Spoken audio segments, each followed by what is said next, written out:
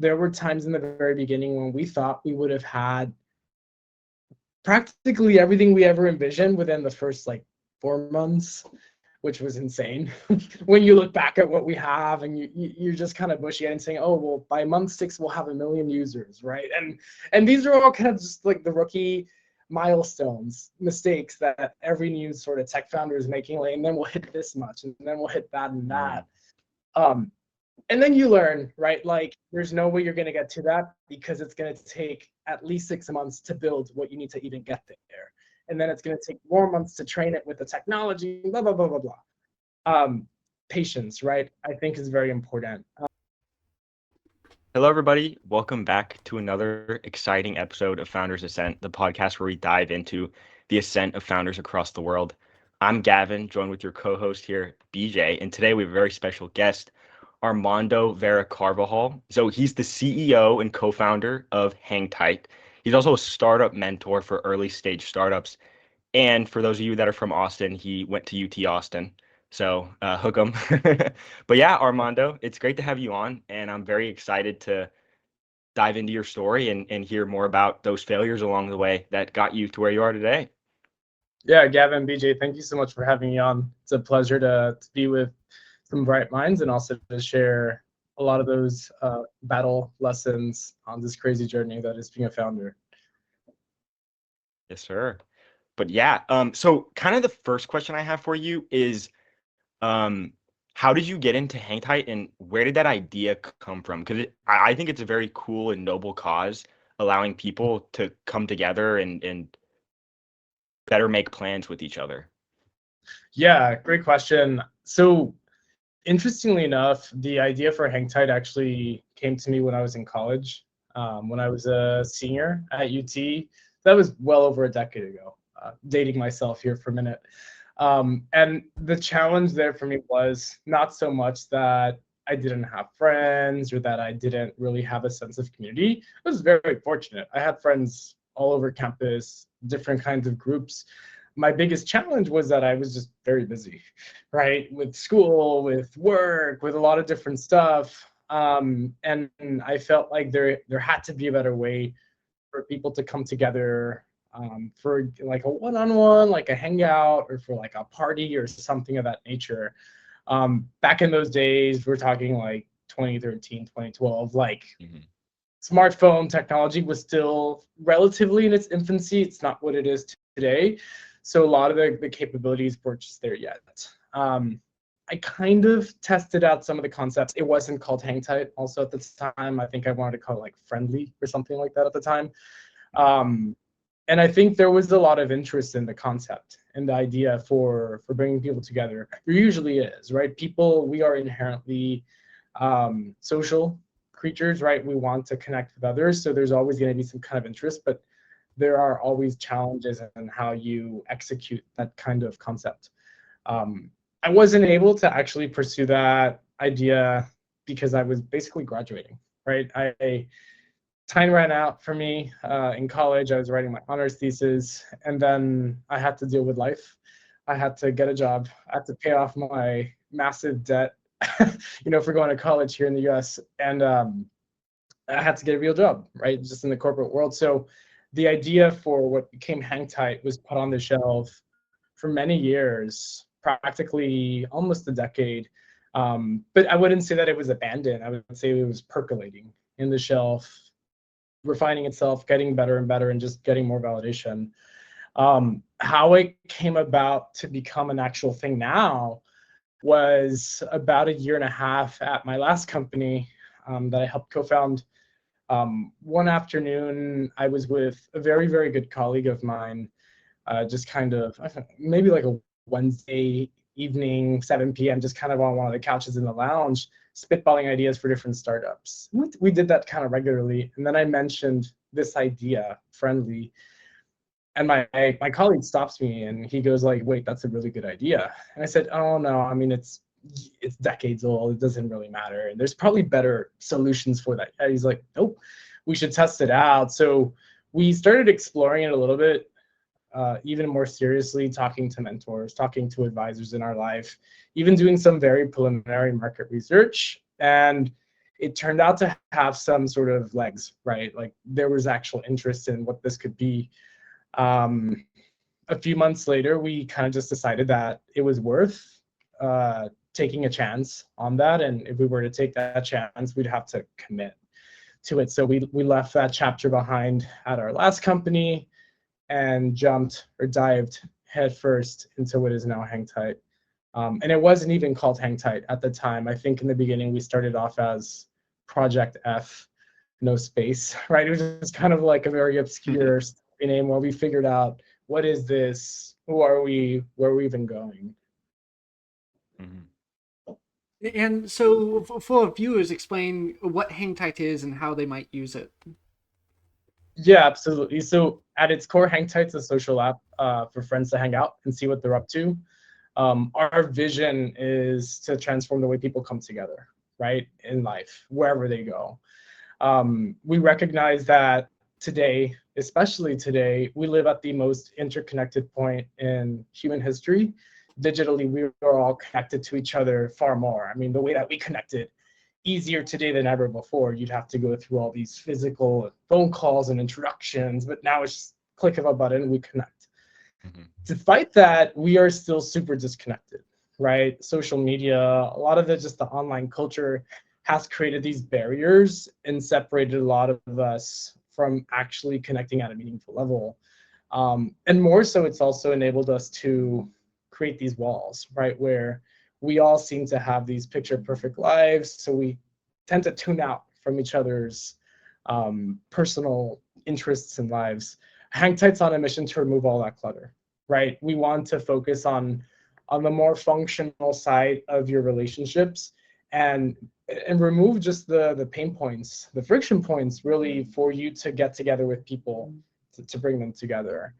One of the big pain points we've heard from people overall is just the back and forth, right? Where it's like, yeah, we should hang out, or we should do this, or we should do that. And it's just like a lot of pickleballing of like that, and you never actually do it, right? I still probably have 3 or 4 people that, you know, we're supposed to get a coffee 10 years later, and we're still saying, yeah, we should get coffee, and we might never get coffee, right? With Hangtight, you actually do it because it effectively serves as a social calendar. The plans go on your Google Calendar as well. So like, we like to think of it internally of like, if it's on Hangtight, it's happening. And that's very much how a lot of our users, our thousands of users, like think about their social lives now. When somebody says, hey, we should hang out, they just say like, yeah, just send me a Hangtight, right? Because it actually goes to my calendar. It feels very tangible. It feels very official, thereby leading to higher engagement with people. Yeah, I think that idea of just having that tangible thing, like you're saying, on the calendar is really gonna help, because just throwing around plans just in text is it's not quite there. Like, it's still there in writing, but it's not like you didn't make one extra step to add it to the calendar. And so I think that's gonna be a big game changer once I start using this. But Yeah. one thing I'm interested in is like, who is y'all's target customer? Because I'm trying to think of how, like, the best way to use Hangtight, and I think the best way to use it would be, or how this is how my mind is thinking right now, but I think it would be something with like maybe like family, or like if you have a massive group of friends and you're not necessarily close with all of them or something. I think family gatherings would be awesome though. Yeah, But I mean, I think you're definitely hitting on one of the markets that are on our target. It's a great question, you know, like, who are we actually targeting?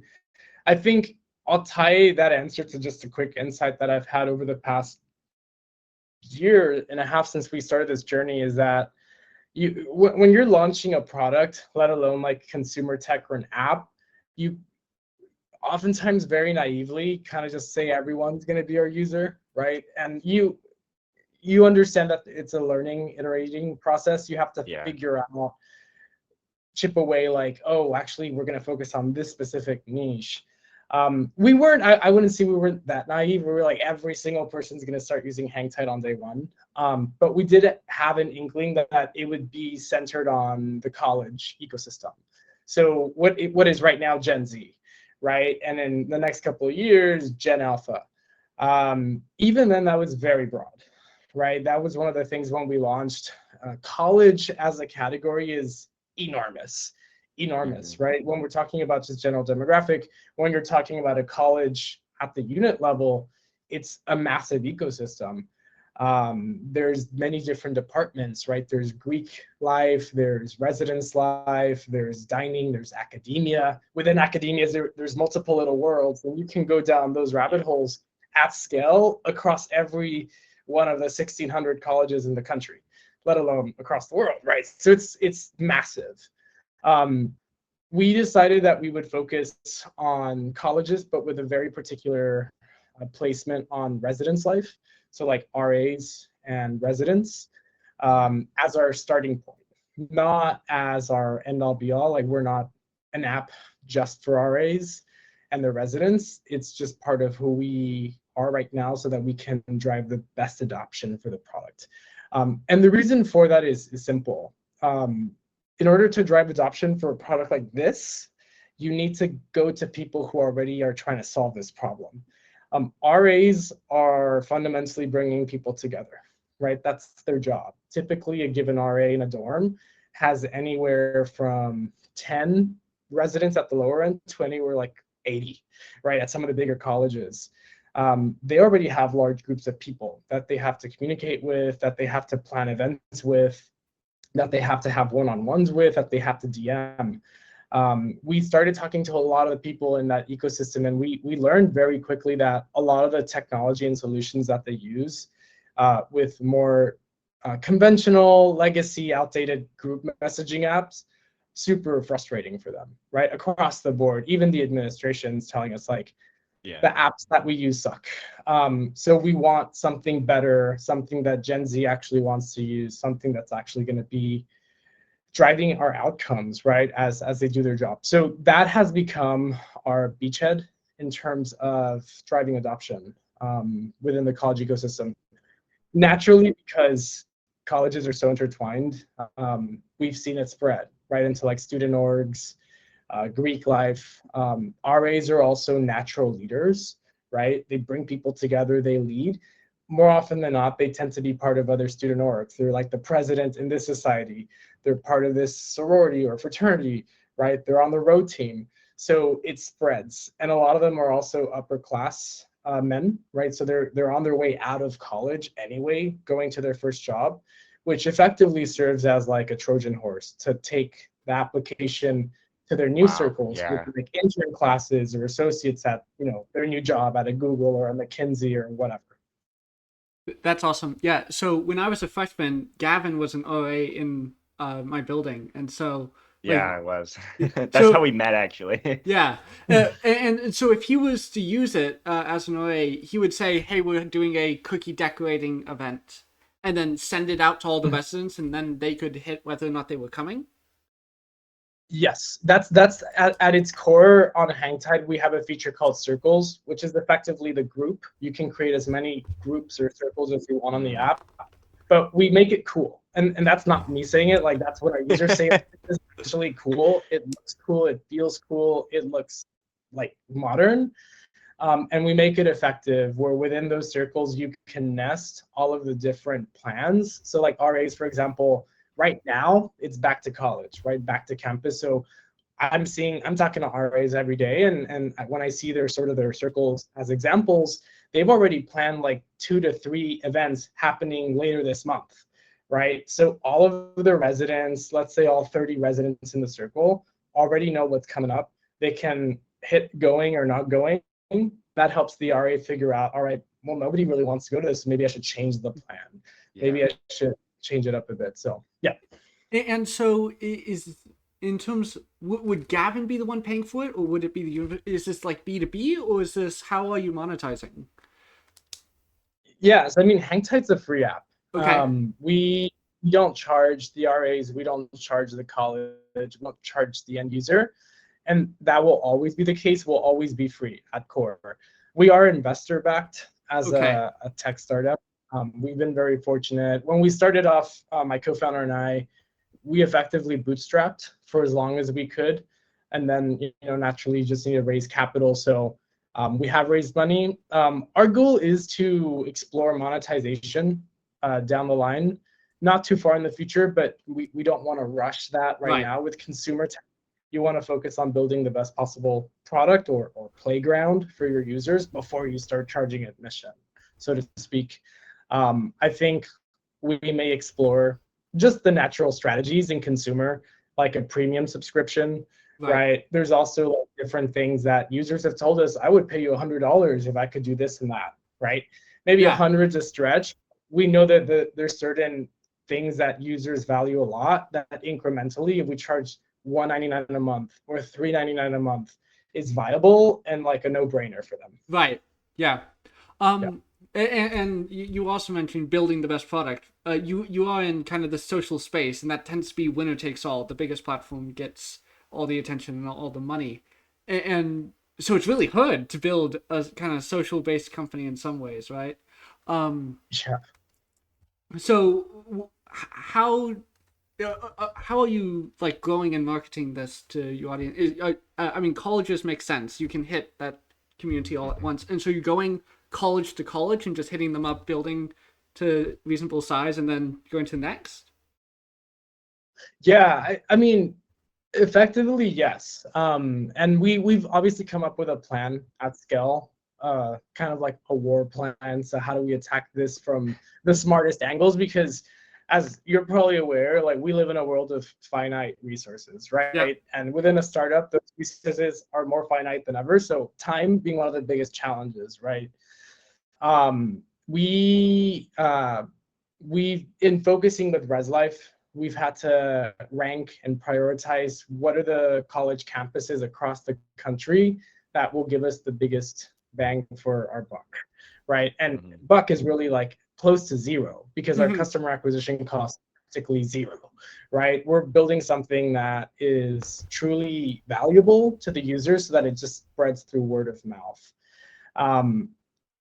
Going directly to the administrations, right? Talking to the leadership at those colleges, getting introduced to their RAs has been very helpful for us.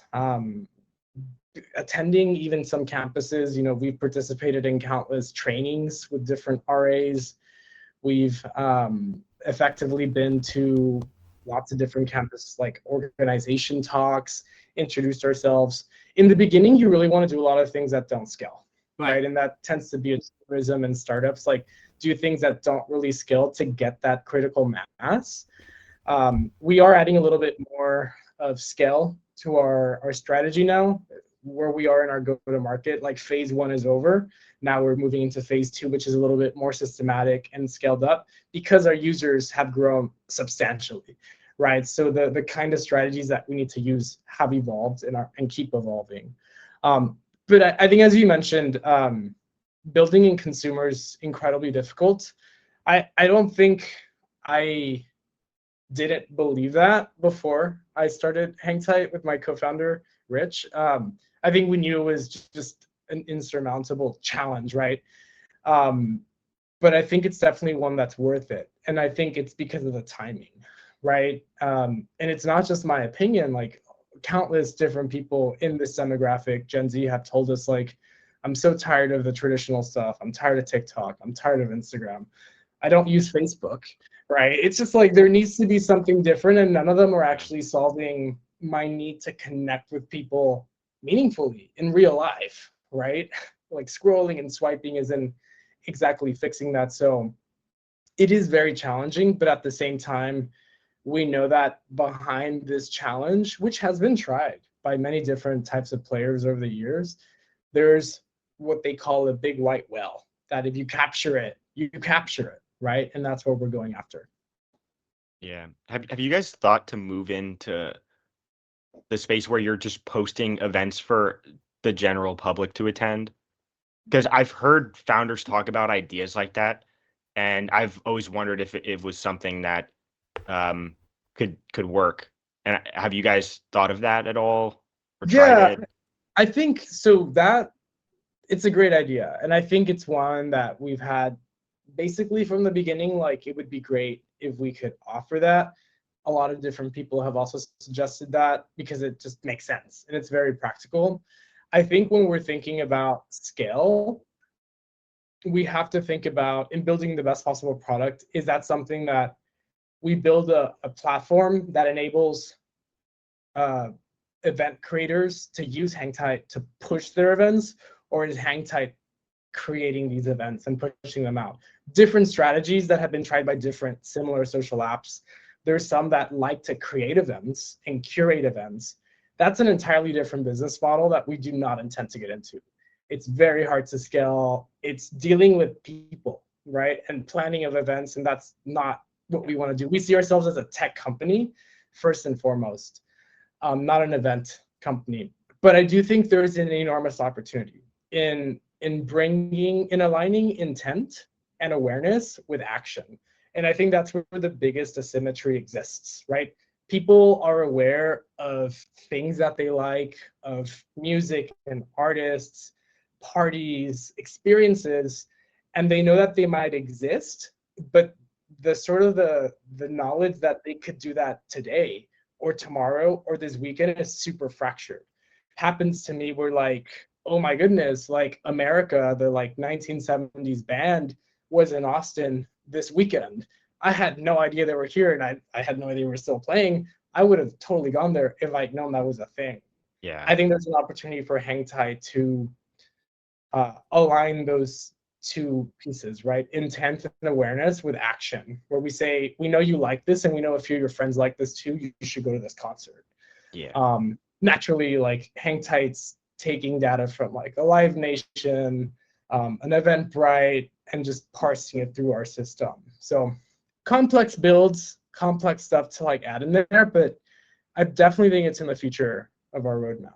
Yeah, and I think utilizing that college network is going to be huge because, especially with those public events, marketing it on y'all's platform is, I think, it's going to work. But at the same time, you need to have like trust in a way that you know the event you're going to is A, going to be fun, or B, is it going to be safe? And I think just utilizing that college network is going to be huge for that kind of event posting. Yeah, and I think to your point, one of the biggest drivers of what we built is social proof, which at the end of the day is basically psychologically signaling at people that something is valuable. Mm-hmm. Everyone is curious about everything. Like we're all very curious about each other, whether we want to admit it or not. And I think we tend to make decisions based on social proof. I'm more likely to want to go to an experience, a restaurant, a movie, if I know that at least one person that I know, respect, or admire has done that, right? There's enormous power in doing that. So in giving people those signals of like, hey, there's this event happening, these are the people that are already going, right? That are interesting to you, so on and so forth. There's a lot to be unpacked there. And so in doing the scheduling, is there some sort of indication of how many people would be available at different times? Like if I'm planning an event and Gavin's schedule is in there and your schedule is in there, will I see some spots blocked out as these people can't attend or anything like that? Yeah, so right now we do offer a calendar integration. We're using a third party, the best in class third party for that. It's kind of like Calendly, if you're familiar with that for like business. We're bringing Calendly, but for like broad consumer social, right? Calendaring is also a big part of our roadmap. So there's a lot of big updates we're going to be pushing in the next couple of months for that. But right now you can basically, if you want to hang out with me here in Austin, you would be able to see what my availability is. And because it's integrated with my calendars, like work, etc., it tells you, no, Armando's not available this day or that day, and these are the best times for y'all to hang out. Makes a ton of sense. Okay. Yeah. I'm interested, like, I want to talk about more of kind of mistakes you made along the way. Like, what are some, you were saying earlier how you guys, or you weren't too ignorant to believe that the entire world was going to be using it, but I guess that's kind of an example of a mistake you made. But like, what are other ones that you've made? Yeah, no, I mean, I've made so many mistakes, and I own up to them, and I'm proud that I I made those and I learned. I think one of them is tied to like patience or the lack thereof. I'm a very patient person, but I'm also incredibly impatient. When it comes to something, when it comes to your baby, you're like, it has to happen now. And I think in the very beginning, I certainly was quite naive in that department. This is my second startup, so I had done something before as a co-founder.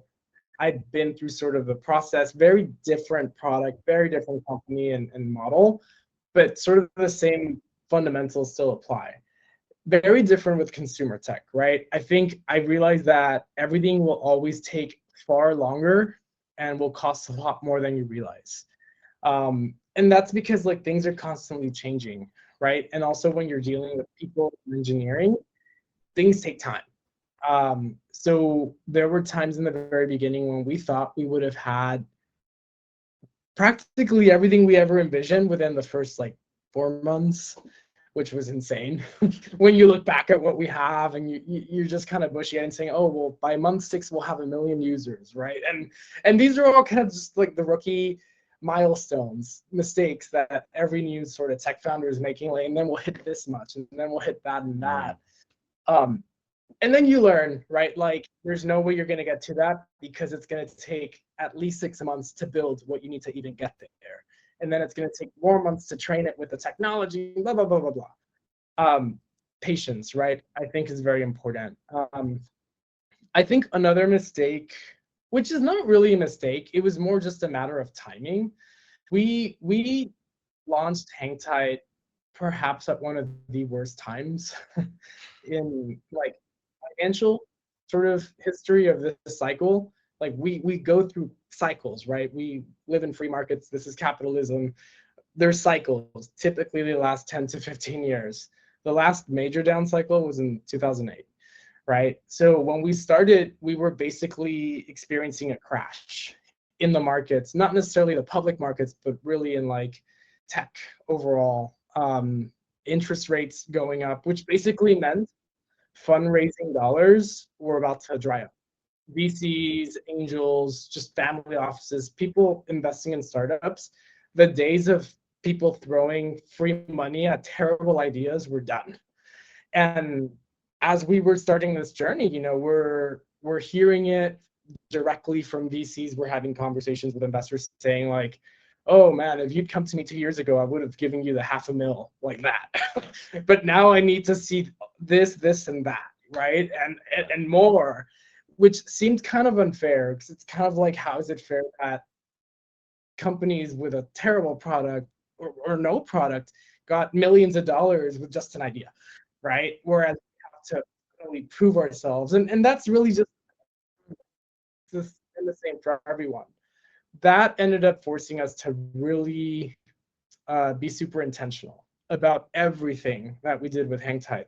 Again, because we're in a very finite resource situation, we had to be very critical about what exactly we want to build, what kind of outcomes are going to yield, and how can we ensure that that's going to get us to the next stage, right? The next stage is going to require more resources. We're going to have to raise money.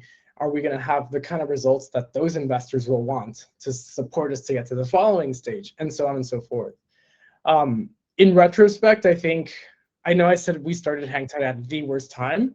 I think we started Hangtight at the best time, right, to launch a startup, because it's during the downswings of a cycle that the best companies are born. I'm not necessarily putting myself on a pedestal, one of the best companies, but we're still around. There are a lot of founders that started basically around the same time. They're gone. Like they've been weeded out by just survival of the fittest in the startup ecosystem. They did not get money. They did not adapt. Some of them didn't have a product. We've adapted quickly. We've pivoted. We've changed. We've raised. And we're still here. And I think the companies that are able to build, grow, and thrive in a bad economic environment are very likely going to like really live it up once things normalize. And I mean, look no further than like the titans that we have today, the WhatsApps, the Airbnbs, the Instagrams, the Ubers, right? Those were all born in the last major down cycle. So I'm confident that we're at the right time. We're at the right place. Many mistakes. Yeah. I mean, speaking of timing, I think, I mean, we're just after the pandemic, so everyone has this newfound appreciation of being able to see their friends, right? And not having to stay 6 feet apart in masks, and not being able to go out because everywhere's closed and all that stuff. And so I certainly can see the need. And then you also spoke about patience, and patience is a dangerous word because idleness as a startup is deadly. But patience is essential, and that's a very difficult thing to wrap your head around. How do you distinguish between those two? Yeah, and that's actually a genius thing to point out. I'm glad you pointed it out because I think they're two very different things. I don't know if they're different sides of the same coin. They're both essential, right? Like there are times when you really have to slow down to go fast, right? And that's sort of the patience piece. For example, without getting into specifics, we've been working this summer on some very critical back-end stuff for the technology that we're building, right? You can't rush those things. Like, yeah, we can sort of be like, get it out now. You do that, it's going to be a very crappy product that's going to keep crashing, and then we're going to suffer immediate sort of backlash, which is usually measured in sort of the drop-off. No one's using the product because it sucks. That's where we've decided as a culture, like we will build the best possible product, which implies quality, and that takes time. Idleness would be just kind of saying, well, we're not going to do anything, right? We're just going to kind of just sit around and kind of wait. Even though it's going to take time to build what we need for a specific part of the product, doesn't mean that we just kind of sit around and wait for that to happen. There's still many other facets of the product that could be improved, that we could be creating, that are more tangible and easier to achieve in the short run. And I think that's kind of what you're hinting. Like you still have to constantly be moving, you still have to constantly be adapting. I think even with our strategy for go-to-market, right? Res Life, RAs, that has its limits, right? So we can't just sort of sit on our laurels and be like, oh, we conquered that entire market. Like now we're gonna just, sip Mai Tais on the beach. Like, no, like there's an entire new sort of market that now we have to go after, bigger, broader. Idleness will kill startups. And I've seen it a lot. I've mentored a lot of founders. I think there's this misconception that when you have something, typically it's a product, like, oh, I paid someone a boatload of money to build my app.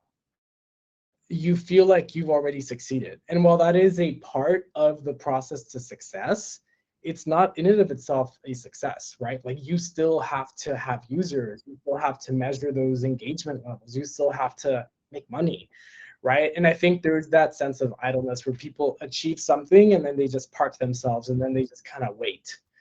In a startup, it's the never-ending hamster wheel. And that's why it's not for most people. Most people, as much as I love a lot of people, will never be a fit for startups. It's quite frankly the craziest career track anyone could take. Yeah. And so are you a non-technical founder? I am non-technical. I did learn to code a bit when I was in college. Hangtight, I also work heavily on product, so design. So we are on this design software, working with engineering a lot. We have engineers on the team. Both my co-founder and I are not technical, right? Gotcha. We have experience with strategy, finance, operations, people, fundraising, which it's interesting has actually been a massive blessing in disguise. Nice. Because a sort of not our mistake, but a mistake I've seen in a lot of super technical teams is that because they can build anything, they end up building anything, right? And then like they don't have people using everything they've built. We know a founder that's effectively like since the beginning of Hangtight created like 14 different products, different startups, Wow. The great tools, no one's used them, right? And it's kind of those things where it's like, well, you can build it for sure, but like there's also an entire strategy around it, a business around it, like a go-to-market plan, right? That is really the hard work. And I think because we aren't technical, because we are limited by our ability to build the things that we want, it really forces us to be very intentional, very strategic and tactical about what it is we're putting out there. Which again, tied to the patience part, like we're going to focus on one thing, and that one thing has to drive results here. And once we reach that, we'll move to the next thing. Patience, right? Yeah, I think that's very motivating for a lot of people that don't know how to code. Like I'm non-technical, BJ's technical, so it's like the Steve Wozniak, Steve Jobs duo, you know? No, but Yeah. So one of the super things about that that I can see the immediate benefit of being non-technical is it takes like pride out of the equation. Like I can build a calendar in Excel and I can love this calendar, but I can understand no one else is going to use that because there are just better products out there. But I may not see that as the creator of it. Where you're so focused on the people, you're trying to get them what they want, and if the tech isn't working, or the tech isn't what they need, you don't have as much ego wrapped up in that because you hired someone else to make it. For sure. And I think you're absolutely right about it. I think ego is definitely one of those things that, and I'll tie this also to like another learning or mistake. Okay, nice. But specifically in terms of that, like we built the culture. We're a small team, but like engineering at Hangtight, like we're super aligned, and our North Star is building the best possible product for our users, right? So in talking to our users every day and getting feedback, user tickets from the app, like we're constantly listening to what's working and what's not. And our culture is designed to shift around that, right? So when we have users saying, hey, this isn't working, naturally there's going to be ego around it. Like, what do you mean it's not working? Or I don't like this. Or like being very empathetic and humble and open to the possibility that something we thought was cool actually isn't cool. And if it's at scale, if we're seeing a trend, it's okay to say we were wrong. And when users care enough to tell you that something could be better, as a founder, as a builder, you should be excited because you're getting that alpha. You're getting that insight that's telling you, I'm giving you the secret to succeeding here.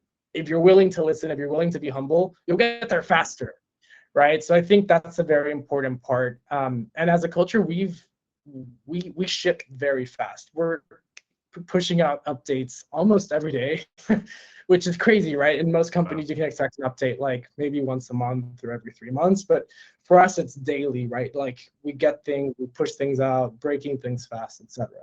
Now, the ego part of it, I think it's a very natural human element, right? It's one of those things that even people say, oh, I don't really have a lot of ego. That's a lie. Everyone has ego. It's actually part of our survival mechanism, right? It's what we need to have in measure to be able to survive this struggle that is life. When you're building a startup, ego can absolutely kill you, though. I think if you don't get out of your own way, at least as the CEO, but also just as a builder of that product, you're setting yourself up for like failure. And not the good kind of failure, because we say, oh, fail, and it's still a win. Like just the bad failure. We're like, this is done. Because you tie it to what you think you want. And again, what I was just saying is like, you have to be obsessed with your users, with your customers, and giving them the best possible product. In the beginning of Hangtight, I had a very clear idea of what I thought Hangtight should be. I still have a very clear vision of how we are changing the world and what the world will be 10 years from today and how Hangtight will have played a role in that. But I've had to be very broad and open and flexible. That element of that narrative and that journey will change and adapt, not to my whims or my desires, but those are the users. Because at the end of the day, they are the ones who basically bend the road for Hangtight, so to speak.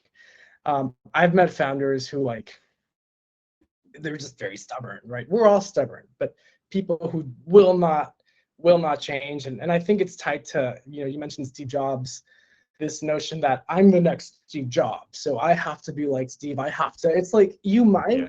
Steve Jobs is an outlier. It's one of those once in a generation things. Like, people don't pay a premium for an asshole. People don't pay a premium for like someone who's so stubborn and stuck in their ways. They just don't use your product, period. And when no one's using it and you're wondering why it's not working out, like, I'll just say, well, it was your ego, right? Don't listen to your users. Don't look at the trends. You don't look at your data. You're so fixed on a specific outcome, and now you have this. Yeah, and I think two things on that. Like, so the first is, one person that we've had on the podcast prior said that oftentimes founders make the mistake of thinking that they are the target customer when they're not. And another thing on that is, I think you need to genuinely become obsessed with the problem, because if you become obsessed with the problem, you're more likely to not get stuck behind the solution. Rather, I'm going to make as many approaches to fixing this problem as I can. And I think that helps eliminate that ego problem that people often have, because I think what they're doing is it's stemming from becoming obsessed with the solution. And you need to become obsessed with the problem. And I think if you're able to do that, you're able to pivot a bunch of times, if you need to pivot, obviously, to change your product in a way that is best for the market and best for your actual customer, which happens to not be you, right? 100%. 100%. I mean, I think what you said is spot on. And I wish more people, more founders understood that and internalized it. I think that was a big learning for me, right? Where, especially when we said Gen Z is our target, I'm a millennial, right? I'm 33. I'm not Gen Z. I'm not in college right now. That also was very liberating, right? Where suddenly I'm helping create the future today and I'm helping make this happen. But that also is liberating in the sense that I don't have to be the one who's like behind this all the time for me. It's not about me. And to this very day, I believe like Hangtight's not about me. I've set the vision, but it's about giving the users what they want and really listening to that. And I think the point you made about being obsessed with a problem is critical, right? I think tying it to the thing we talked about, ego, people become obsessed with their baby and the what could be and the ideas in it. But the reality is nothing is ever as we idealize it, right? Things take a life of their own. Your startup takes a life of its own. And when I tell people who ask me like, should I start a startup, right? Should I do my own business? I ask them fundamentally, what problem are you trying to solve, right? Because if you just start, well, this is a solution, a product that I want to put out there, it's like, well, what problem is that solving? You have to be able to adapt and be obsessed with that problem. At Hangtight, we are obsessed with solving the way people come together. I still think that there is like so many things that need to be fixed about it. There's so many inefficiencies.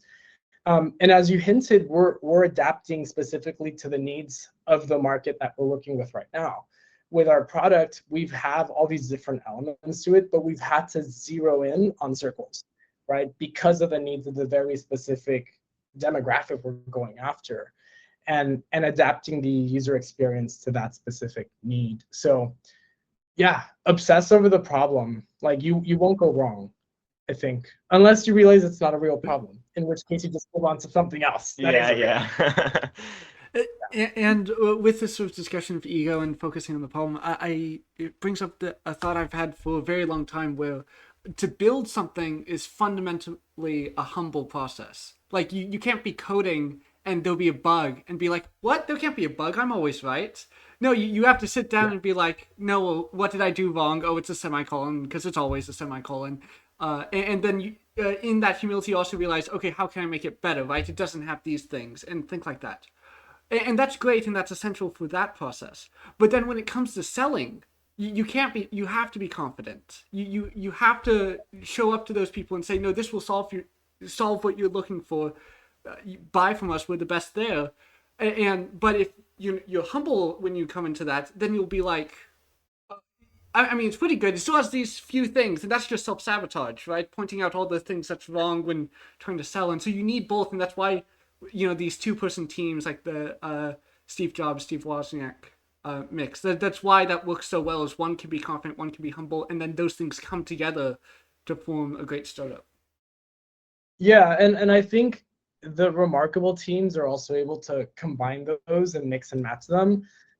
At Hangtight, everyone is selling, so to speak. Even the engineers, like if they're at a mixer or at a party or whatever, like they're pretty parlant and confident in telling the story of Hangtight and conveying that in a way that drives downloads or gets an investment. And that's part of the culture we fostered. But I think the humility that you mentioned about the selling process is key, right? It's such a humbling experience. It's so humbling because it's not until you're thrown into the lion's den in the real world where you have to stand up for yourself and like position this as the best possible alternative out there that you realize like I'm doing it, right? And I remember we were once at this one conference here in the South, up in Dallas actually, and there was a special sort of section in the conference. We had our booth at the fair, and they had a select group of the most important directors for Res Life at the most important colleges in the country. And the main boss for what is practically the biggest university in the country and our number one target comes up to our booth and very serious, very regimented. I'm already just kind of like, we need this person to say I like this and I want to talk to you, and just kind of quietly just going through all of our material, just standing there looking at our demo on the computer screen. Yeah. And I'm just kind of like, and just kind of says very interesting, and it just kind of leaves. And and I was like, what do we do? Do we have it? And then we caught up with him later. He's like, I don't know. I don't like people using apps in our program. We use these apps and we already have all these problems. So I don't really know if I see a fit. And I thought, it's done. I said what I needed to say in the moment to sort of tell the story, why we exist and why we matter. A few days later, I get an email from that person saying, hey, can you pitch to my entire department? And it was like a board meeting with like 20 people from that enormous school. So it's one of those things where like have confidence and humility in the moment that like, you believe in what you brought into this world, and that you believe that you're actually adding value to those people, and now they're using us. So yeah, that's awesome. That sounds like a really big win. I'm interested in this and kind of what y'all's MVP looked like when you were getting started. When did you know to start writing the code? Were you able to validate it before a single line of code was even written? I'm interested in that process. Yeah, really good question. So we've had a rather unusual journey when it comes to our MVP. Because we are non-technical, we couldn't effectively build. And when we started, it was just us as co-founders. We didn't have an engineer. So we were kind of going off of the traditional route where it's like raise money, hire the engineers, and then build the damn thing. Again, because of the timing, that wasn't going to work. Like nobody was putting dollars to that MO anymore. So we were looking at like low code, no code solutions, building stuff on Bubble. Kind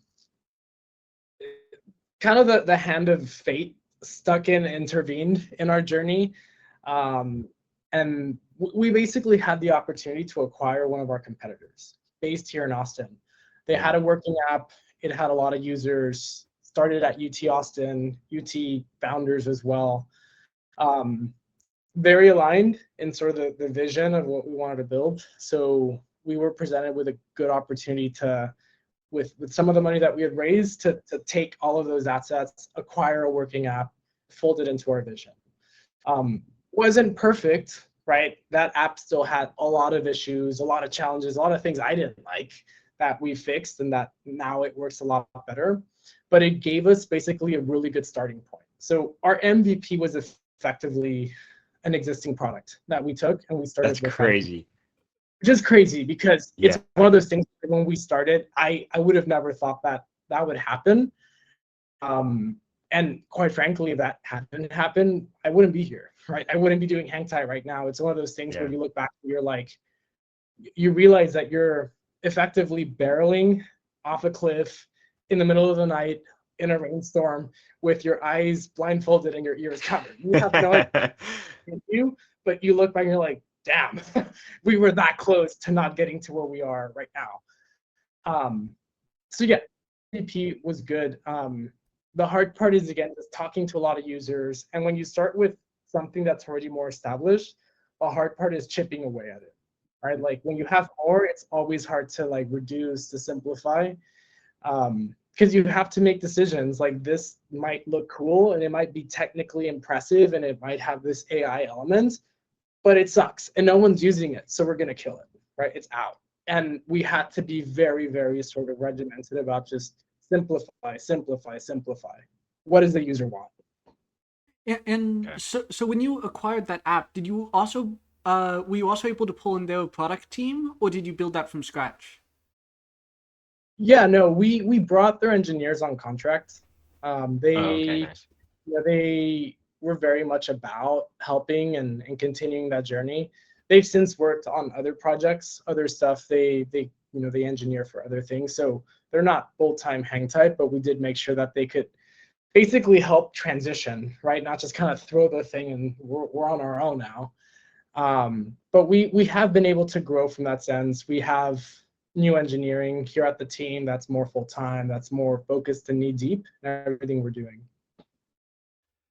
That Sounds good. Yeah, that sounds. I want to call that lucky, but at the end of the day, it is in a way, but it's also like it's lucky. But you were working for it. You were looking for that. You were in that ecosystem doing all the hard precisely. work. So you just deserve the luck.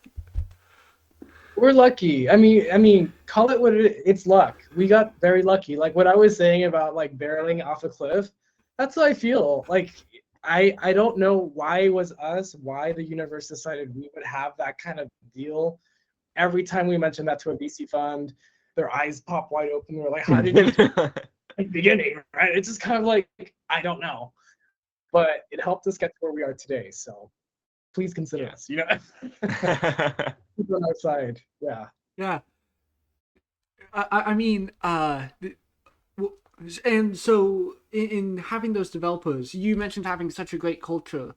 Was having them on a similar idea and then bringing them over, making it super easy to build that and integrate into that similar culture, or was that the other new people that you've since added, and just doing that at the hiring process and making sure they align? Yeah. That's a great question. I think whenever you're doing any kind of like M&A, mergers or acquisitions, like micro scale like we did or massive scale when you're marrying Fortune 500s, like there's always going to be that sort of like, are they a fit? Is there enough chemistry between the two sides, right? I think there was an obvious fit, right? We wouldn't have done that if we didn't realize that it wasn't going to work. We obviously were all aligned. Great people, great team, great mindset. But our goal is not to keep people hijacked.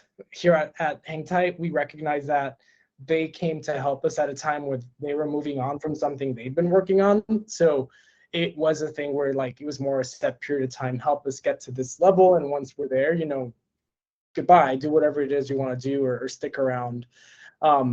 Naturally, as we grow, right, we have to start building more sustainable, more dependable team. And like we've done that this summer where, we started looking for talent. We had over 3,000 applicants, top talent and caliber from the best schools in the country wanting to work at Hangtight. Nice. And that's really enabled us to really start finding the best fit to build what the future of Hangtight is. And yeah, in doing that hiring, is there anything in particular you're looking for? Are you looking for people in college that can intern, or is there a particular quality that you think is essential? Yeah, really good question. I think there was a process, right? Obviously, to applying. We don't make it as tedious as a normal job, but we're really looking for like, I'll put it this way. The formula that my past boss at my last company, the CEO, he taught me when it came to hiring, because I hired a lot of people. I oversaw a department with like 70 people at that company. And when it came to scaling that up over the years, he would tell me, look, it's easy when you're trying to figure out if someone's a fit for you or not. You just ask 3 questions. Have they done it? Can they do it? and will they do it, right? The have they done it is tied to experience, right? If they say that they want to work in your startup and consumer because they've done something, that's experience. They've built an app. If they built a social app, they've done it. It might not be the exact same thing you're doing, but they've done it. Can they do it is tied to skills, right? And it's like, do they have the chops? If I need a cosine vector machine learning like system built, can this person do that, right? I can't just get someone who's good with front end and can learn things to do it. I need someone who has the chops to build what I need built. Will they do it is, I think, the most important question, because it's tied to will, right? The will that we have as individuals to want to do something, the motivation. The person who only knows front end, if I see that they're willing to do anything to be a part of this team, and they will spend the next 2 weeks entirely learning what they need to do to build that because they believe that they are the person in the universe to be doing that, that's a different story, right? And I think I've based 99% of my hiring decisions on that. Like, I've rejected people with PhDs from MIT and Stanford, lots of experience, lots of skill. They don't have the will. If I tell them, will you be able to go this far? Will you be able to do that? They won't do it. And that's what kills a starter. And I think the number one question that we would ask people applying here at Hangtight is like, why do you want to work at an early stage startup, right? and specifically, why Hangtight? Again, very talented people who could go work for Google, for Amazon, for Facebook, make 10 times more than they could make here, work 9 to 5, have the life. And I'm very transparent. We're not going to give you that at the stage we're at. So why do you want to be here? That tells you everything you need to know. And I think the people that have made the cut and are here with us on our side of the table are here because, one, they believe in the future we're creating today. And two, they want to build that, right? It's not just, oh, I need a job. Oh, I need an income. Like, no, I want to build Hangtight and I want to be one of the people that built that thing. And that's what you need as a founder.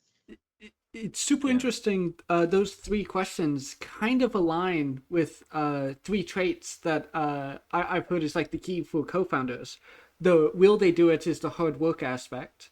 The can they do it is skill, right? And then the have they done it? The third one that they said is trust. Like, you need a co-founder you can trust. And have they done it? Their track record. Have they been ethical and compassionate with their former colleagues, right? And so that alignment makes a ton of sense to me. Yeah. Oh, yeah. And I mean, I think you have to look for those traits when you're bringing on, because one thing people don't know when they're building a startup or a small business, every single new person you bring onto your team will alter the culture of your team. That is inevitable. And the change is typically bigger when you're under 10 people. It's like when you bring a new person into a friend group, right? There's always some jealousy, some resentments. There's a new dynamic. Oh, well, Sophie's vegan, so now we don't go to Fogo de Chao all the time, right? Like, things change. Same with people on the team, same with hires. Your culture will change with every new person you bring on. Yeah, and I have one more thing for you, because it's basically similar to what you were saying. I've heard a founder say that when you look to hire new people, you need to look for, what is going to happen to the culture when I get them on the team? Do they fit the team? Do they fit our why? And they were saying that that's the most important trait you should look for when you're looking to hire new people. And it sounds like that very much aligns with what you guys try to do at Hangtight. You try to make sure that, is this person that I'm hiring, are they going to fit in? Do they want to be part of this noble cause that we're trying to solve? And then the question becomes, once you actually do hire them, because they're going to be a good fit for the culture, the question then becomes, where do I place them? And that's something that you could shift around, because the hard thing is, do they fit the culture? The easier thing to answer is like, where do I put them later? And that's kind of that argument that the founder was making. And I don't know if you agree with the second part, which is like, where do you place them after? Or is that a question you answer before? But yeah, it's a really good question. And I've seen this more in my past company, right? Where we scaled from a team of 5 to 200 people, right? Yeah. In 3 years during the pandemic. So the ability to kind of think critically about, okay, for example, at that company, I had to build a team of like basically internal consultants, like the McKinsey, BCG, Deloitte types Yeah. for our client base. And the goal was like, well, hey, there's going to come a point where a lot of these people need to be transitioned into different roles. So what is that willingness and how do we do it? I think in the beginning, like there just has to be that culture fit. And again, the culture is defined by the top, right? By the people who are behind that org. And you have to define what is that culture. I think it helps to be very transparent from the get-go with the people and just ask them during their interview and in those conversations, like 5 years, 10 years from today, right? And it's a good way to gauge, do they see themselves at Hangtight long term? Like, do you see yourself leading a team, or what is your dream job at Hangtight if you could pick anything, right? If they say, well, I want to be CEO, they're out. I'm just kidding. I'm just kidding. But like if they say, I would love to lead engineering, or I want to build a team that leads this or that, that starts to tell me, okay, so this person has ambition for leadership. That's something that we have to measure when they're on the role. Like, do they actually have the ability to lead? If they don't have the actual hard skills, but they have the disposition, they have the soft ability, how do we train that person to become a leader, right? Some people are very comfortable saying, like one of our engineers, like, I don't want to be a leader. I want to be a product leader in what I build. I want people to say, wow, that's an exceptional product. I don't want to manage people. That's perfectly fine, because there are certain people who should not be managing people. They should just be building the best possible product. Yeah. And I think that helps figure out movement, right? But I would urge people to think about transparency and being clear. Like the squeaky wheel will always get the grease, right? And it's happened to me before where I wasn't vocal about wanting to be the leader of a department, so they gave it to somebody else. Same with me. When I promoted somebody into a different role, a bunch of people came out of the woodwork pissed off that I didn't promote them. It's like, well, I had your idea that you wanted to lead. I'm not a mind reader, right? So it's a two-way dialogue that I think is critical to have. Sounds good. I think that's a good place to wrap up. We can get into the rapid fire here. Yeah. It's basically just 6 questions that we ask everybody that come on, and they're always fun. So Yeah. Yeah, so try to keep answers less than 30 seconds, but that's a very, very loose guideline. First question is, how much sleep do you get? Not enough. I try to get at least 6 hours, trending between 4 to 5. I will say that you need to sleep, because if you're not resting, you're not performing at your peak. And I think startups are a marathon, so you gotta stay in the race. okay, what's your favorite book and why? I would have to say it's The Alchemist, Paulo Coelho, which, some people say, oh, that's kind of cliche. I think it's a very powerful book. I think the overall takeaway is like, you have to believe that there is something bigger out there than yourself. And if you're like me, you believe that there is destiny and you are exactly where you need to be right now. And I think when you're at a startup, there's moments where you just need to believe that, because things are so bad. And it's like, I'm exactly where I need to be, and what's up next will be better than where I am right now. So Love The Alchemist. Yes, sir. What advice would you give to young people? Let's say you just finished your freshman year of college. What would you tell yourself? I would say, don't be afraid to take big risks as early as possible, and don't be afraid to ask for help.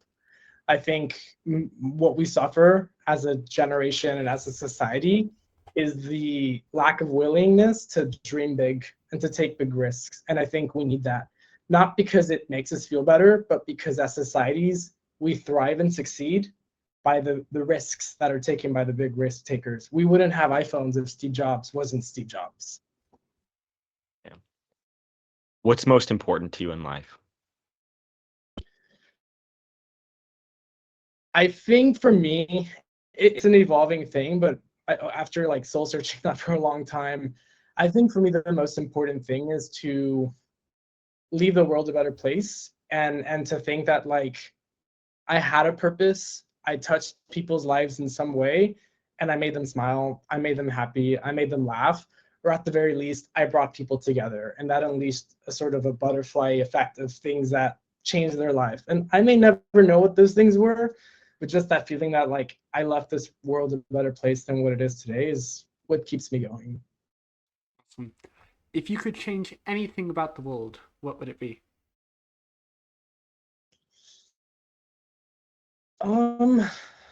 Wow, that's a really good question. I think it's just I would want the world to be more open-minded. I think uh, technology in particular has played a part in sort of lowering the barriers, but it's also created walls, invisible walls where we think we're better than each other and we're trying to compare each other the more. But I would want the world to realize that we're all pretty much the same. We're all struggling with the same challenges. We all use the toilet. We all cry. We all sleep. We all eat. We all do the same things. We're all tied to the same sort of hip. And life could be a lot better if we actually just understood that and saw eye to eye with each other and just try to make the best of it and not fight and clash all the time. How do you want to be remembered? I think for me personally, I don't share this very often, but like my sort of mission statement that I tell myself, what is my purpose in life? It's to help humanity heal, right? And that can come in many ways. I know I like tech. I also love the arts. I love to write. I want to make films one day. I like to paint. I want to be remembered as someone that helped people heal, whether it was through a moment of laughter, whether it was through a story that changed their perspective, whether it was by using technology that introduced them to the one or to a new job or to friends. I just want to be remembered as the person that like helped people get out of a undesirable situation. Mm-hmm. That's awesome. I think that's a fantastic place to leave off. I mean, with all Hangtight is doing to bring people together and help them basically heal from this whole pandemic and the lack of social interaction, I think that's a fantastic mission. And I'm so glad we got to talk to you today, Armando. Oh, yeah. Thank you so much, Gavin, BJ. It's been amazing. I really enjoyed the conversation, and yeah, thank you. Yeah, viewers, be sure to check out Hangtight. Gavin and I downloaded it. I got plans to use it for my D&D campaigns. It looks fantastic. And thank you for staying with us. And be sure to like and subscribe. And we'll see you next week, Tuesday at noon. Don't be late.